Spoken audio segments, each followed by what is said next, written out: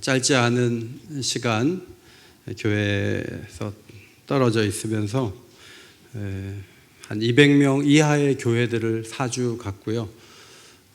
작은 교회에 가서 앉아 있으면서 예배를 드리면서 많은 생각을 하고, 또 목사님들 설교를 이렇게 말씀을 들으면서 많은 것을 느끼고 다시 돌아올 수 있도록 은혜 주셔서 감사하고, 또 염려해 주시고 기도해 주신 여러분께 감사를 드립니다.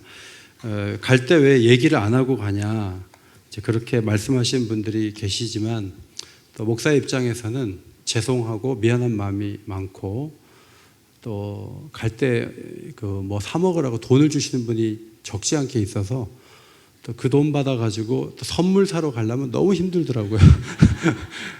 그때 와가지고 누구는 주고 누구는 안 주고 또 이러면 또 복잡해지고, 또 미안한 마음으로 감사한 마음으로 조용히 다녀왔는데, 또 하 목사님과 여러 교육자들이 힘을 다해 교회를 섬기시고, 우리 장로님들도 더 선한 사역에 힘을 다하시고, 목사가 모든 일에 일선에 서지 않아도 교회 리더들이 한 부분 한 부분에서 자신의 주어진 일들을 잘 감당하고, 저는 또 어떻게 우리 교회가 더 좋은 교회가 될까 구상하고, 또 그런 단계에 들어서서 이렇게 동역하게 된 것 진심으로 감사드리고, 또 더 아름답게 교회를 섬겨야 되겠다는 각오를 가지고 돌아오게 되었습니다.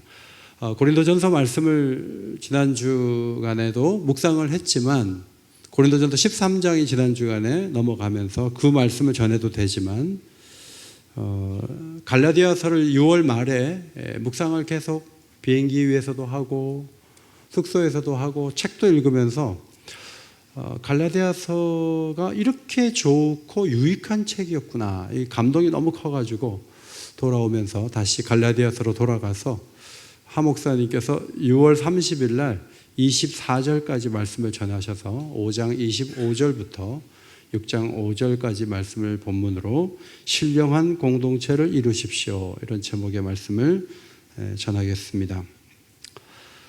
갈라디아서의 주제는 자유입니다. 자유는 얽매이지 않는 것이라는 아주 단순한 정의를 우리에게는 하지만, 유진 피터슨이라는 목사님은 자유는 하나님의 선물이고 배워야 누릴 수 있는 것이다, 훈련해야 자기 것을 삼을 수 있는 것이다, 그렇게 정의했습니다. 갈라디아서에서만 10번이나 자유라는 단어가 사용되었는데, 자유 전문가인 사도 바울은 자유가 무엇인가를 갈라디아서를 통해서 잘 가르쳐 주었습니다. 예수님께서도 진리를 알지니 진리가 너희를 자유롭게 하리라, 이런 말씀을 하셨어요. 우리가 진리를 받아서 구원을 받은데, 구원을 받은 우리는 어떤 선물이 있는가 하면 자유로운 선물이 있죠. 그런데 이 자유를 우리가 마음껏 누리고 행사해야 되는데, 훈련을 받지 못하면 이 자유를 자유롭게 쓸 수 없는 갇혀있는 모습이 된다 하는 것입니다. 중세 화가들의 그림들을 좀 많이 봤는데, 대부분 성경적 소재의 주제만 그리죠. 미켈란젤로도 그렇고 라파엘로도 그렇고, 그들이 그린 그림의 유명한 부분들은 다 성경적 주제예요. 뭐 교황이 그리라 그래서 그리고 이렇게 했기 때문에. 카스텔로보라는 성에 갔는데 그 성에 그림이 많이 있더라고요. 근데 그 그림 중에 한 장을 제가 찍어서 왔는데, 뭐 유명한 화가가 그린 건 아니지만 뭐 그 지역에서는 꽤 유명한 사람이 그린 것 같아요. 위에 세례를 주는 사람은 세례 요한인 것 같고, 세례를 받는 분은 예수님인 것 같은데, 예수님이 굉장히 겸손한 모습으로 세례를 받으시는 이런 그림들이 15세기까지는 인정을 받고, 또 이런 그림만 유명한 분들은 그린 것으로 보입니다. 그런데 다음 그림을 보시면, 여자들은 자신들이 하는 소일을 하고 있고 남자들은 편히 쉬고 있는데, 문 오른쪽에 보면 십자가가 희미하게 있죠. 이것은 18세기에 그린 그림인데요. 이런 그림을 보면서 사람들이 말합니다. 드디어 종교에 얽매이지 않고 자유롭게 표현할 수 있게 되었다. 그래서 대부분의 사람들은 마음껏 주제를 다루고 자신이 할 수 있는 일을 자기가 원하는 때 자기가 원하는 방법으로 할 수 있는 게 자유다, 이제 그렇게 생각을 해요. 근데 성경은 자유를 그런 식으로 가르쳐 주지 않아요. 성경적 사상으로 에드리언 듀란이라는 학자가 이런 말을 했어요. 자유의 첫째 조건은 자유의 한계를 정하는 것이다.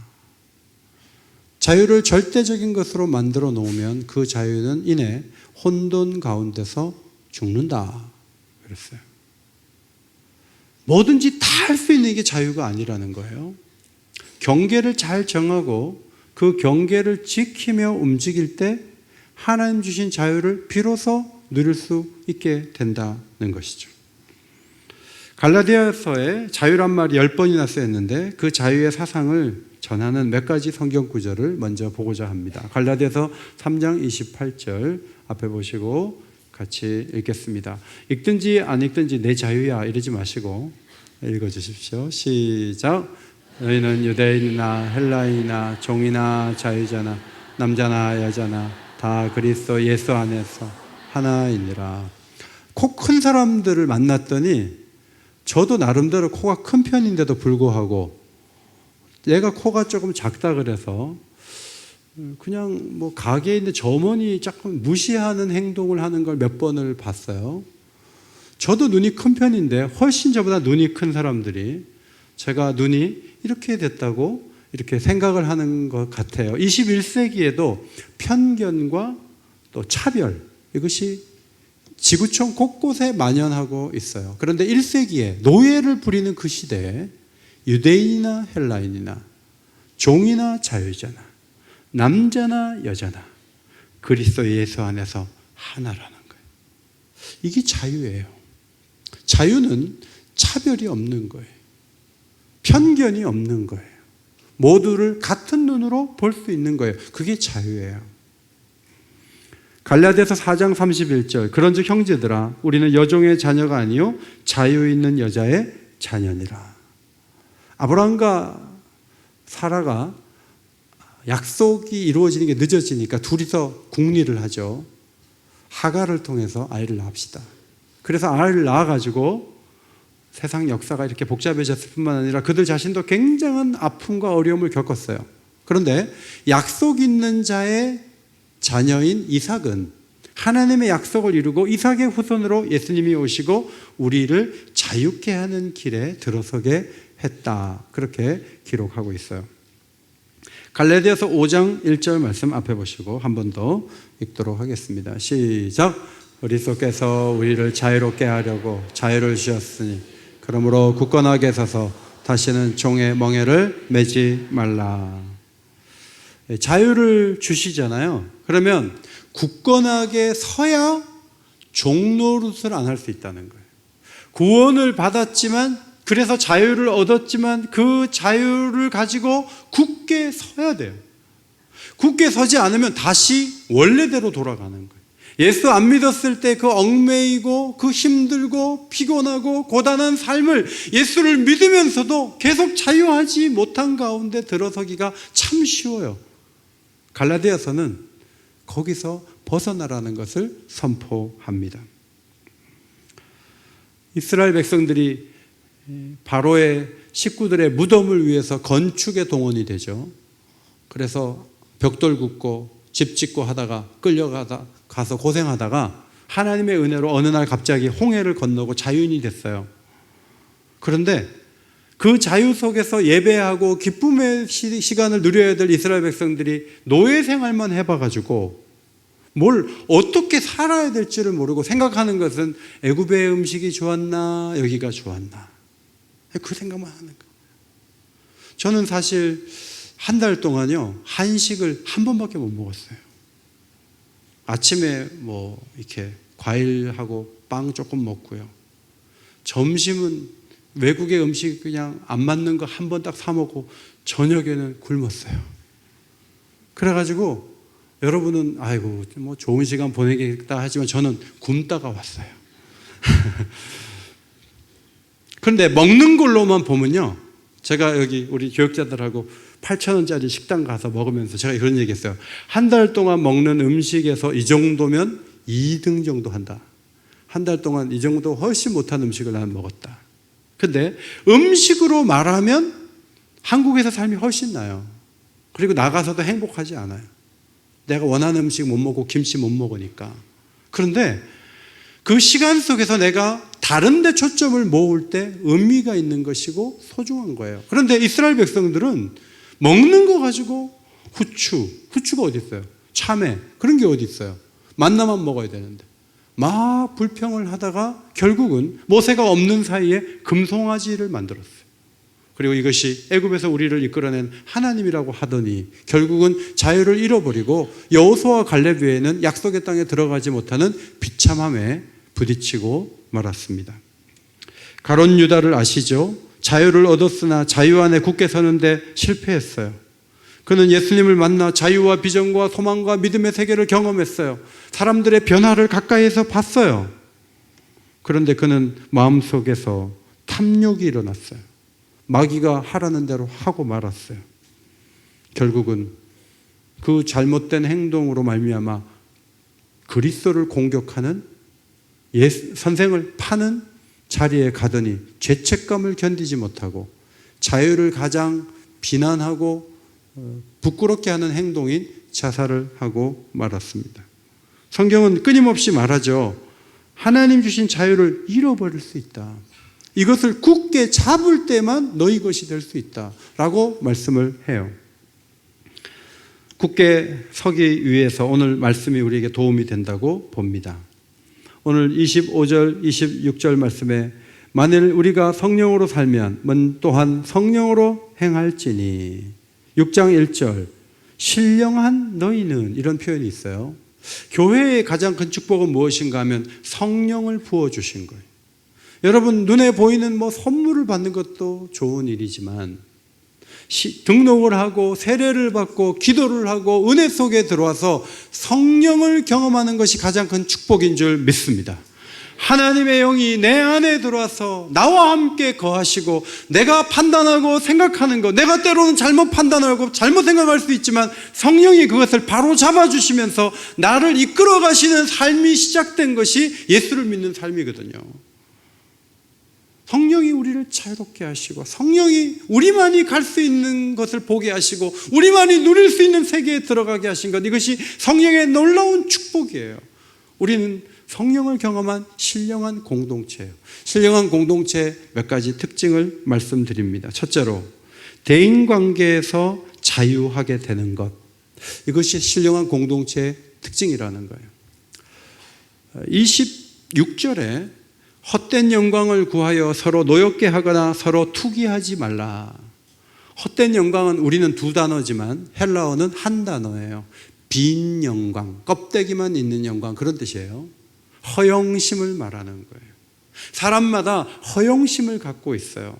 자, 왜 헛된 영광에 집착하고 허영심을 갖고 있는가 하면 자기 자신에 대한 가치를 자기 스스로 채우지 못하고 다른 사람이 나한테 무슨 말을 해주거나 다른 사람과 늘 비교하면서 거기에서 충족할 때 자기가 행복하다고 생각하는 거예요. 이게 문제예요. 두 가지 극단적인 행동이 있는데 하나는 노여워하는 거예요. 상대방을 도발하여 싸우려는 태도, 듣기 싫은 표현이지만 좀 위에 자리 있다 그래서 막 갑질하는 거예요. 그래가지고 별것 아닌 문제 가지고 막 땅콩 막 집어 던지고 이래서 비행기 다시 돌아오고 막 그런 거예요. 이게 노여워하는 거거든요. 근데 그분이 왜 그렇게 하냐면 그렇게 하면서 자기 파워를 보여주는 거예요. 내가 이 정도야. 나 이 정도야. 나 한마디면 알지. 이렇게 하는 거예요. 이게 그렇게 하면서 자기 존재감을 채워가는 거예요. 나 이런 사람이야. 반대의 의미는 투기한다는 거죠. 열등감에서 나온 거예요. 그래서 상대방이 정당하게 갖고 있는 것, 소유하는 것, 상대방이 지닌 것이 없어지면 좋겠다고 생각하는 거예요. 그러니까 상대방은 노력해서 한 것인데 그걸 시기하고 질투하면서 그 사람이 없어지거나 그 공로가 다 떨어지기를 바라는 마음, 이게 투기하는 마음이에요.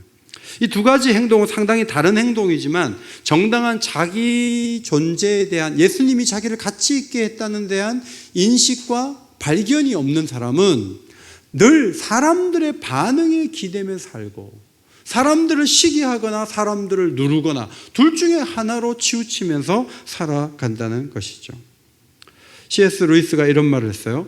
겸손은 자신을 하찮게 여기는 것이 아니라 자신에 대한 생각 자체를 줄이는 것이다. 외국 아이 둘이서 좀 어린 애들인데 언니가 동생을 너무 심하게 얼굴을 확 밀었어요. 그래서 저는 야, 이제 싸움 나겠다 옆에서 이렇게 봤는데 동생이 탁 한 다음에 그냥 아무렇지도 않게 또 언니하고 대화를 하더라고요. 그래서 제가 그걸 보면서 쟤는 저게 기분 나쁠 텐데 언니가 이렇게 자기 얼굴을 때린 게 아니라 살짝 만졌다고 생각하나 보다. 제가 그 생각을 했거든요. 자기 존재가 너무 중요하면요, 조금만 밀어도 발끈하거나 밀면 사람을 뭘로 보고 하고 무시한다는 생각을 하기가 쉬운데 자기에 대한 그 생각 자체를 줄이는 것이 겸손이다.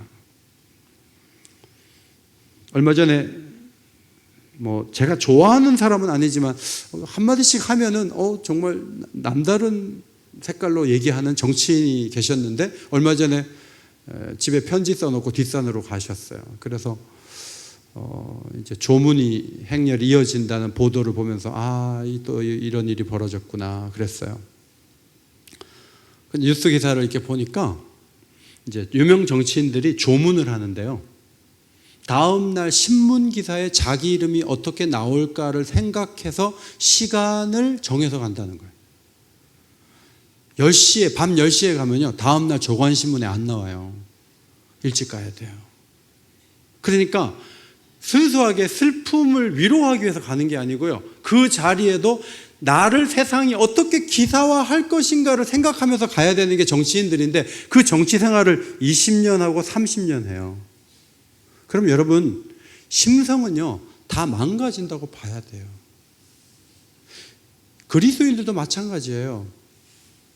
중요한 것이 하나님 앞에서 내가 중요한 거면 중요한 건데 사람들이 나를 어떻게 볼까? 사람들이 나를 어떻게 평가하나? 거기에 너무 목을 메고 있으면요, 그러면 정당한 신앙생활이 불가능하다는 거예요. 그건 다 헛된 영광을 구하는 것이다. 그런 말씀이에요.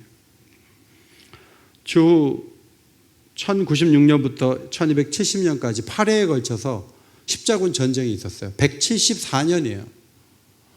교황 우르바누스 2세가 이 전쟁을 일으키도록 연설을 했어요. 많은 제후들이 설득되었고 성지를 회복하려고 군사들이 일어났어요.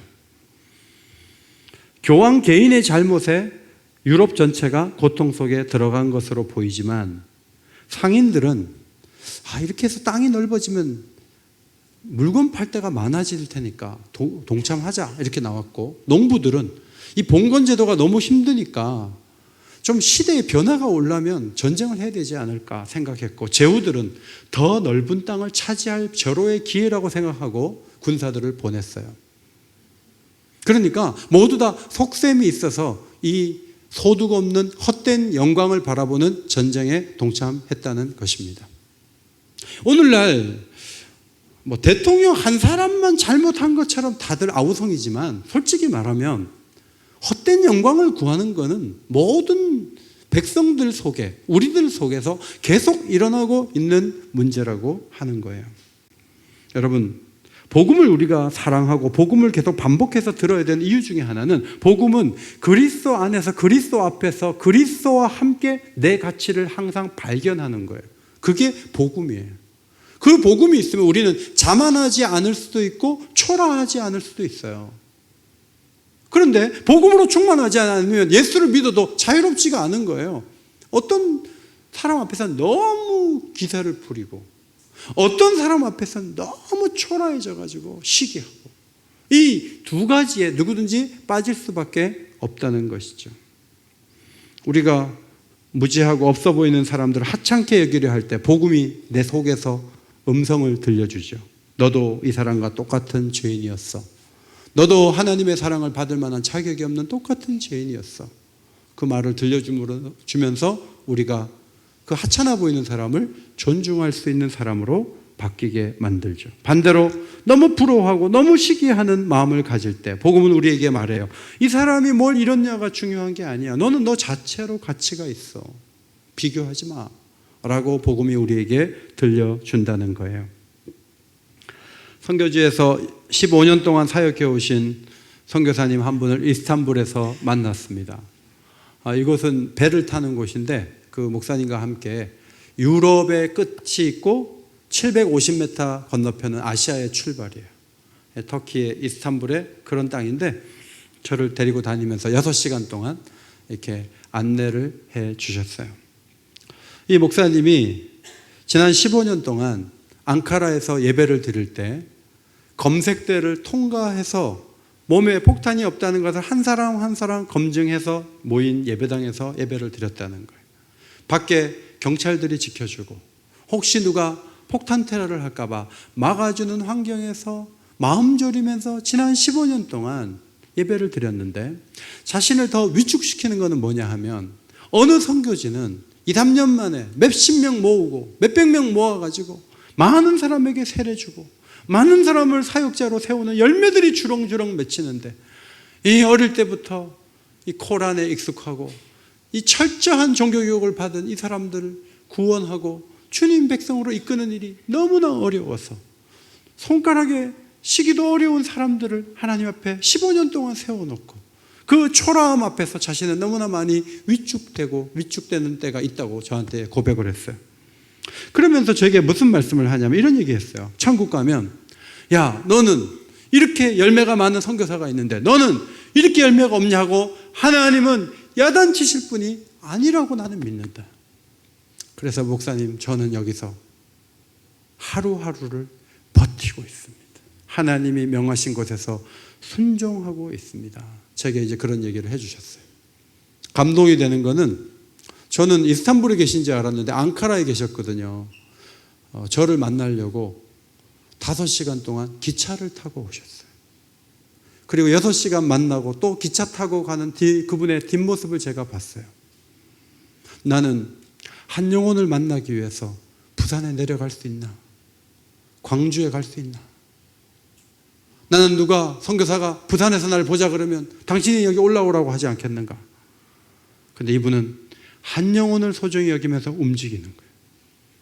그리고 많은 전도 열매는 없다 할지라도 꾸준히 하나님 말씀을 보면서 한 달에 성경을 일독한다는 거예요.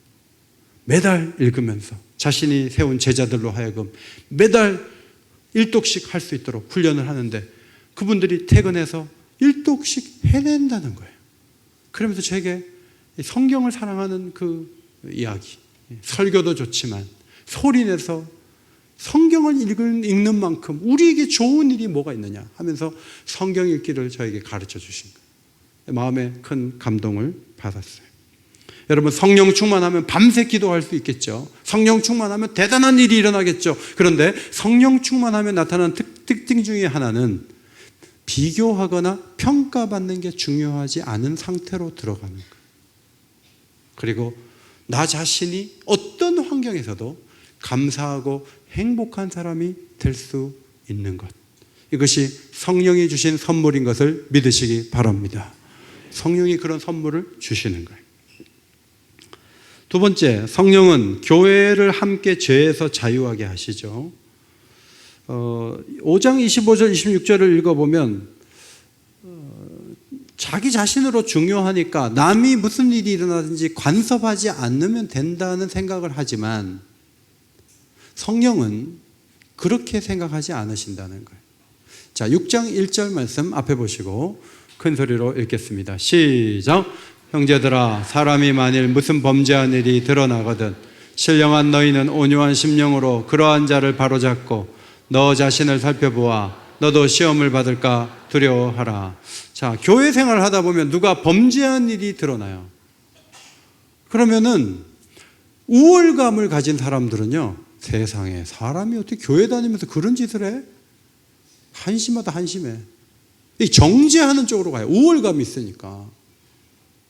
아니면 열등감 속에서 사람이 살다 보면 뭐 그런 죄를 저지를 수 있지 하고 간섭하지 말자라는 생각을 가져요. 그런데 오늘 성령께서는 사도를 통해서 어떻게 교회에 가르치는가 하면 범죄한 일이 드러나면 바로 잡아야 된다.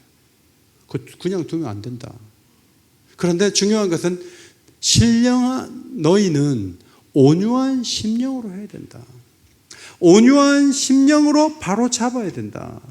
바로 잡는다는 헬라어 단어는요, 탈골되어 어긋난 뼈를 맞춘다는 뜻이에요. 탈장 수술을 받으면 얼마나 아파하는지 몰라요. 큰 수술이 아님에도 불구하고 뼈를 맞추는 것도 아프고 힘들어요. 그럼에도 불구하고 그 아픈 상태로 그냥 가면 안 된다는 거예요. 그걸 아파도 맞춰야 된다는 거예요.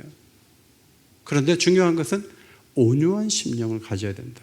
온유한 심령은요, 나도 그럴 수 있다는 생각을 갖는 거예요. 오늘 말씀해 보니까 너 자신을 살펴보아 너도 시험을 받을까 두려워하라. 자, 세 번째 줄이에요. 마지막 줄 같이 읽겠습니다. 시작. 너 자신을 살펴보아 너도 시험을 받을까 두려워하라. 범죄한 사람들을 여러분이 볼 때는 세상에 사람이 그럴 수가 있나 할지 모르지만, 그러면 자기는 안 넘어질 사람이에요. 자기도 같은 환경에 들어가서 같은 상황 속에 들어가면 충분히 넘어질 수 있는 사람이라고 자신을 생각하고 두려운 마음을 가져라.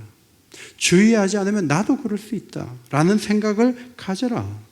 온유한 마음으로 하라. 그렇게 성경은 가르칩니다. 물론 예루살렘 교회가 첫 번째 치리를 했을 때 아나니아와 삽비라를 손을 댔을 때 그들은 온유한 심령으로 다스리지 않고 죽음으로 다스렸죠. 하나님은 죄를 그만큼 미워하시고 죄를 교회 가운데서 끊어내기를 원하시는 분이세요. 그러나 모든 문제를 다 죽음으로 다스리진 않아요. 가장 일반적인 보편적인 원리는 온유한 심령으로 바로 잡아야 돼요. 문제는 바로 잡아야 되는데 죄를 반복한다는 것은 죄 가운데서 빠져나올 능력이 본인에게 없다는 뜻이에요. 그러므로 교회 공동체는 관심을 갖고 그를 위해 기도하고 그와 함께 그 아픈 부분을 해결하고 거룩하게 살 수 있도록 돕는 것이 마땅합니다. 세 번째, 신령한 공동체는 짐을 피하지 말고 짐을 져야 한다는 가르침입니다. 2절에 너희가 짐을 서로 지라. 이것은 1절과 연결해서 죄짐을 말하죠. 경계를 벗어난 사람들의 그 아픔과 고통을 말해요. 그것을 함께 서로 지면서 그 무게가 옆에서 받쳐줌으로 그가 가벼움을 느낄 수 있도록 도와줘야 되는데, 그렇게 내 문제가 아님에도 불구하고 짐을 져주려고 노력한 분이 예수님이죠. 예수님이 자신은 죄가 없지만 우리를 대신해서 십자가에 죽으신 것처럼 우리 또한 모른 척 하는 것으로만 능사가 아니라 그것을 같이 받쳐주면서 그리스도의 법을 성취하라. 이웃을 내 몸과 같이 사랑하라고 하신 5장 14절의 말씀을 성취하라. 그렇게 가르치고 있습니다. 예수님은 세리들의 짐을 해결하기 위해서 같이 식사를 하셨죠. 욕 먹으면서 식사하셨어요. 나환 자들의 그 병을 고치시기 위해서 주님은 만지시죠. 어린아이들을 세우시기 위해서 그들을 품고 그들을 사랑하시고 천국이 이런 자들의 것이라고 말씀하시죠. 폴리갑의 제자였던 교부 이레니우스가 이런 말을 했어요. 그분이 우리 존재가 되셨기에 우리도 그분처럼 될 수 있다. 우리도 그런 방식으로 살아갈 수 있다라고 이야기했습니다. 3절, 만일 누가 아무것도 되지 못하고 된 줄로 생각하면 스스로 속임이라. 우월감에 너무 젖어 있고 열등감에 파묻혀 있으면 교회가 좀 복잡한 문제가 일어나면 그냥 회피하기만 해요. 계속 회피만 해요. 그거는 스스로 속이는 행동이다. 자식의 어떤 문제가 벌어졌어요. 그런데 자식이 알아서 하겠지 하고 부모가 아무 노력도 하지 않아요. 그냥 뒷짐지고 있어요. 이거는 아무것도 되지도 않고 스스로 속이는 행동이라는 거예요. 그 문제를 해결을 해야 한다. 더 거룩하기 위해 함께 기도하고 바로 잡아야 한다. 4절, 각각 자기의 일을 살피라. 그리하면 자랑할 것이 자기에게는 있어도 남에게는 있지 아니하리니. 5절, 각각 자기의 짐을 질 것이라. 다시 아까 처음에 말씀드렸던 그 차원으로 돌아간 거예요. 남의 문제가 중요한 게 아니에요. 베드로가 이 사람은 어떻게 될까요? 요한에 대해서 예수님께 말씀했을 때 그 사람의 길은 그 사람의 길이고 너의 길은 너의 길이라는 거죠. 내가 중요해. 우린 보통 다른 문제가 너무 복잡해지면 내가 하던 일도 잘 못해요. 그러지 말라는 거예요. 너의 일을 하라는 거예요. 2절에서는 짐을 서로 지라고 했는데 5절에서는 각각 자기의 짐을 질 것이니라 이렇게 말씀하고 있습니다. 어떤 주석가는 앞에 있는 그 짐은 바로스라는 단어거든요. 뒤에 있는 단어는 또 다른 단어예요. 그래서 앞에 짐은 큰 짐이어서 같이 져야 되고 뒤에 짐은 각자 질 수 있는 배낭 같은 짐이다. 문제는 배낭들을 다 안 지면요, 그러면 그게 엄청나게 무거운 수화물이 될 수가 있어요. 이번 7, 8월호 큐티인에 우리 교회가 나와서 제가 광고를 하면 우리 교인들이 많이 큐티인에 살 줄 알고 100권을 더 시켰거든요. 근데 우리 교인들이 우리 교회가 나왔다 그랬는데도 안 사는 거예요. 그래갖고 한 권 한 권이 모여서 100권을 모으니까 수화물이 되는 거예요. 그래서 오늘 저 밖에 다 따놨어요. 한 권씩 가져가세요. 여러분, 한 권 한 권을 안 사가면요 100권이 모여져요. 작은 배낭들을 안 지시면은 엄청난 큰 짐이 우리 앞에 남아있게 되는 거죠. 이재혁 선교사님이 지난 금요일에 오셔서 정말 은혜로운 말씀을 전해주셨어요. 앞에 사진을 보시면 이름이 동생이 이루라예요. 근데 선교사님은 장남이고 밑에 남동생이 있고 목사님이 아들 딸 하나 더 낳자 그래 낳았는데 이제 어릴 때부터 36살 될 때까지 아버지라고 한 번도 부르지 못한 동생이에요. 그런데 최근에 어머니가 딸 위해서 기도 많이 하자 하고 딸을 염려를 많이 하는 거예요. 그래서 이번에 도착하자마자 딸이 있는 강원도의 시설에 가서 그 동생을 봤는데 어떤 문제가 있는가 하면 손으로 얼굴을 막 자기가 때리는 거예요. 자해를 막 하는 거예요. 근데 아프고 멍이 드는데 웃어요. 부모 마음이 얼마나 아플까요? 이 오빠는요, 동생을 치료하려고 의사가 된 사람이에요. 그런데 대학 4학년 때 근육 무기력증이 와가지고 하나님 앞에 서원하고 기도해서 선교사가 됐어요. 선교지에 10년을 일하고 왔어요. 근데 동생이 더 중한 상태에 빠져 있는 거예요. 그러면 여러분, 하나님 앞에 이게 뭡니까 도대체? 내가 10년 선교했으면 우리 동생 좀 낫게 해줘야 되는 거 아니에요? 이렇게 이제 덤비죠, 보통은. 그런데 이재혁 선교사님은 부모님으로부터 좋은 유산을 받았대요. 그 유산으로 자기는 버틴다고 하면서 이 말씀을 하셨어요. 누구나 문제와 함께 살아갈 수 있다. 그것이 해결되지 않아도 살 수 있다. 문제가 해결되지 않고 이해되지 않지만 하나님께서는 나를 통해 영광을 받으실 수 있다. 이것이 이재혁 선교사님의 깨우침이에요. 문제가 이해도 안 되고 해결이 안 되면 미쳐버릴 것 같은 상황에 들어갈 수 있어요. 그래서 내가 지고 있는 짐을 안 지겠다고요? 엄마가 힘들고 어려운데 밥 안 해준다고요? 학교 알아서 다니라고요? 애들은 어떻게 할 건데요? 여러분, 문제가 복잡하고 힘들어도요, 성령의 은혜를 받은 사람은 신령한 마음을 갖고 문제는 문제고 자기 할 수 있는 일을 하면 돼요. 이재혁 선교사님은 그 빙엠병원 조스시티가 너무 위험해가지고 선교사들이 다 떠났어요. 그래서 이 선교사님이 외국 선교사로 혼자 그 자리를 지키고 있는데요, 빙엠병원 의과대학에서 열심히 강의하고 열심히 지금 일을 하고 계셔요. 자기가 할 수 있는 게 뭔가, 하루는 병원 입구를 이렇게 보니까 너무 말라 있는 거예요. 먼지가 펄펄 나고 나무 한 그루가 제대로 안 보이고. 그래서 돈을 털어가지고 나무를 88그루를 심었대요. 다음에는 300그루를 심고 그 다음에는 400그루를 심었대요. 그래서 3년이 지나니까요, 이렇게 푸르러졌대요. 동생이 아프고 힘들어요. 근데 나무를 심는 거예요. 이번에도 휴가 받아 와가지고요, 아들들하고 지리산 올라갔어요. 아버지하고 무슨 추억이 있어야 나중에 기쁘게 만날 거 아니에요. 맨날 회사만 가고 선교 일만 하면 아버지를 어떻게 존경하고 어떻게 아버지와 함께 얘기를 나눌 수 있겠어요? 그러니까 아들들하고 같이 지리산 올라가는 거예요. 엄마는 힘드니까 집에 계시고. 지금 할 수 있는 일을 하면 된다는 거예요. 문제가 있다 할지라도.